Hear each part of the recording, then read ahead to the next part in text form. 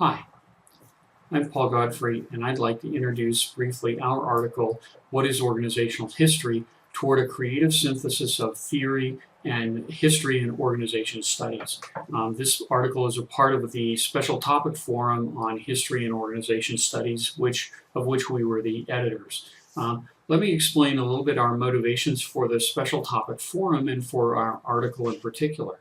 For the forum in general, we wanted to really highlight the maturity and quality of work that's going on in organizational history.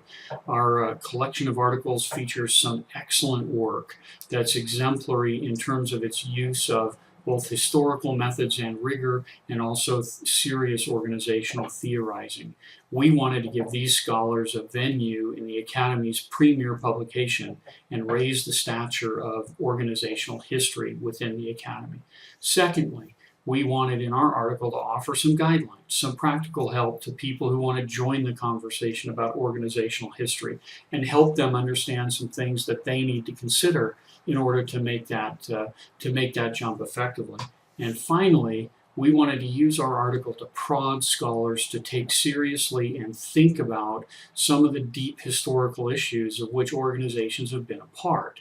Things like participation in war, or perhaps other dark side events. So in terms of our article, we build around the notion that what happens if we take seriously the notion that history matters?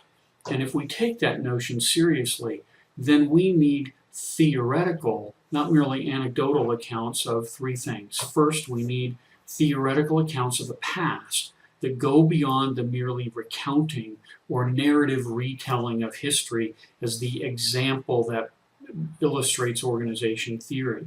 In short, we argue that scholars need to practice dual integrity with an equally strong commitment to rigorous historical methods and scholarship and organizational theorizing and scholarship.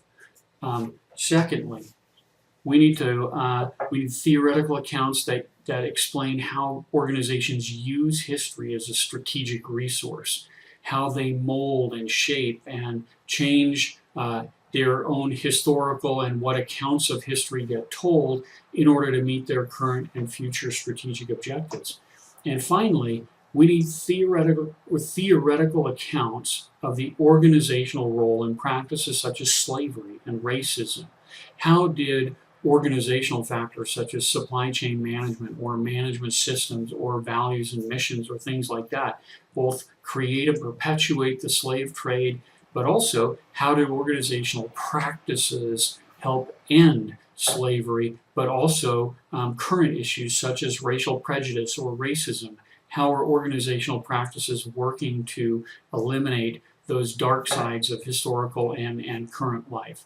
So I hope you've enjoyed this short introduction. Hope you don't mind the PowerPoint won't behave for me, and I hope you enjoy reading our article. Thanks, and have a good time.